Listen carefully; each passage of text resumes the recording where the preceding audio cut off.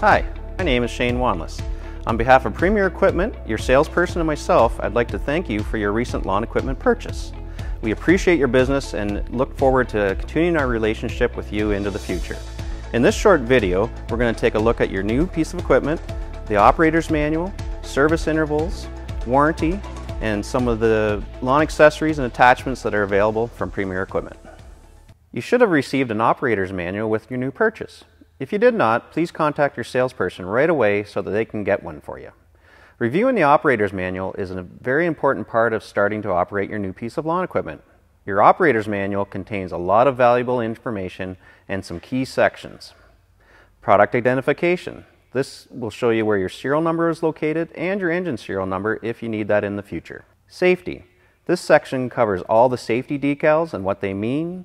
The safety section also outlines the safe operation of your unit, general instructions, what to do before you use your machine, a daily checklist, checking the mowing area, preventing injuries, operating on slopes. There's a diagram to help you determine how big of a slope you should cut on, identifying any terrain hazards, towing safety, and some of the service and maintenance information. Operating controls and operating, we will discuss this more in the video. We will also talk about servicing and troubleshooting. Storage. There's a section that contains the information you need to put away your unit for the winter and what to do to bring it out in the spring. In the back of the manual, it contains all the warranty information specific to your machine. So now that we've gone over our operator's manual, we're going to do a walk around with our tractor here. We're going to go over the S100 series, and today we have an S160 that we're going to use to look at all our features.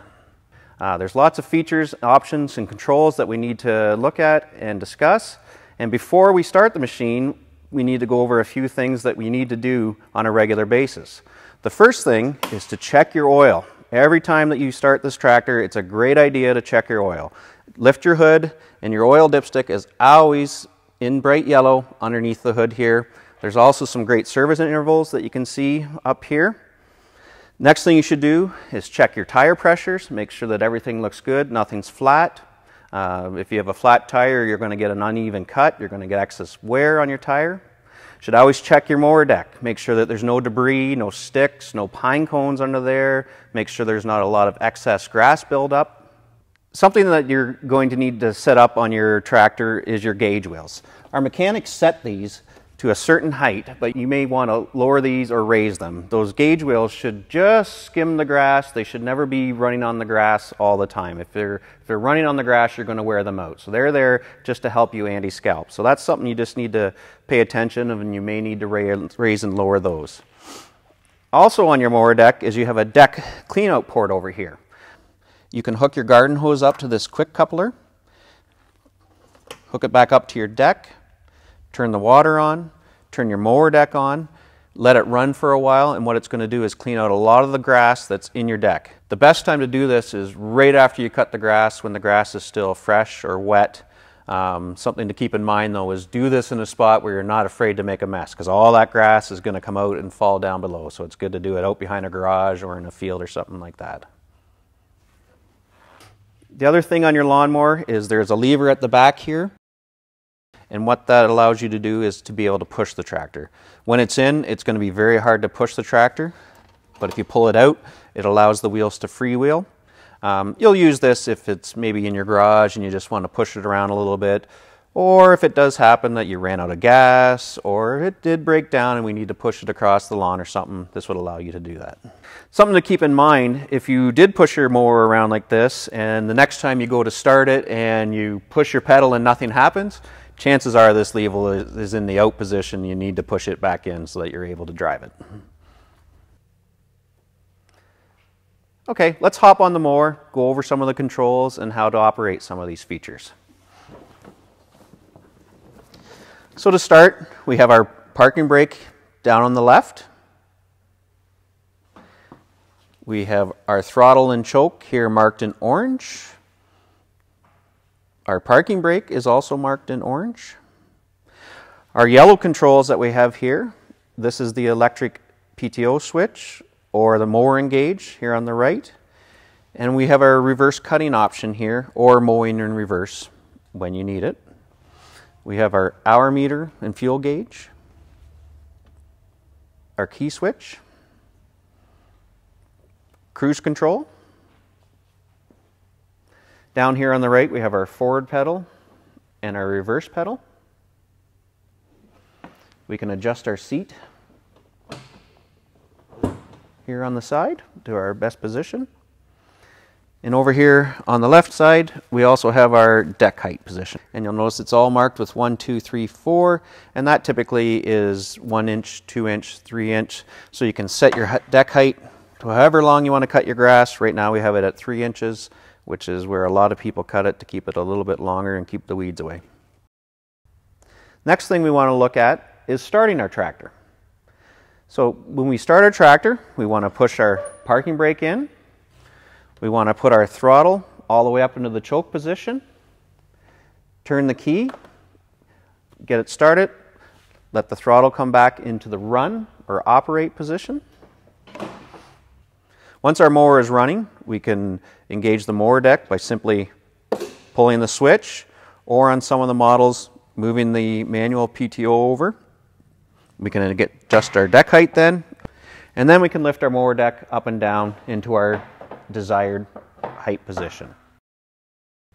The way these mowers are set up, if you cut in reverse, the mower deck is going to shut off unless you use the reverse implement option, which you press and hold it in, and then when you back up, the mower deck will stay engaged. Otherwise, if you don't, it's going to shut off as a safety feature so that you don't back over anybody or pets or anything like that. Okay. So to turn the mower deck off, you simply push the button back down, the mower deck will stop, and when you're done cutting, you can turn the key off and you're all done. Something to check too is if your mower doesn't start or it doesn't turn over, what may have happened is somebody may have left the PTO switch on, or maybe there was a child playing on the lawnmower and pulled the switch. So if you go to start it and nothing happens, check the mower deck, make sure that is off, and more than likely it'll start for you. The other feature that we showed you here was the cruise control. To use the cruise control, simply push your forward pedal to the speed that you want, lift the cruise control lever up, take your foot off the pedal, and you're locked into that speed. If you want to take it off, you can either push the forward pedal or push your brake and the cruise control will turn off.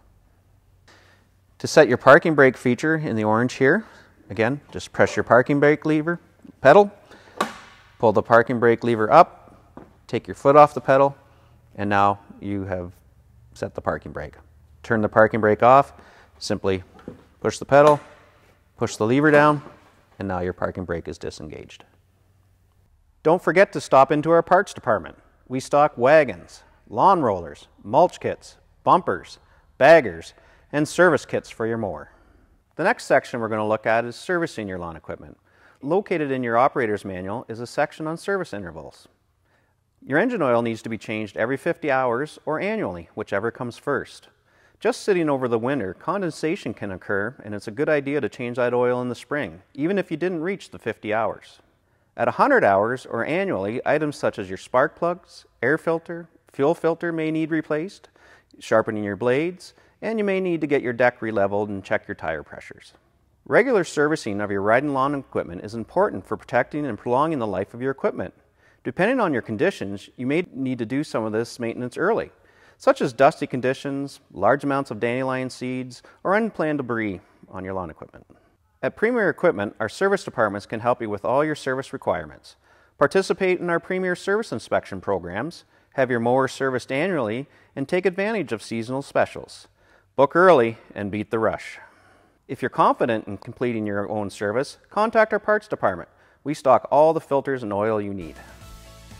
Again, thank you for choosing Premier Equipment on your recent lawn equipment purchase. We really appreciate your business.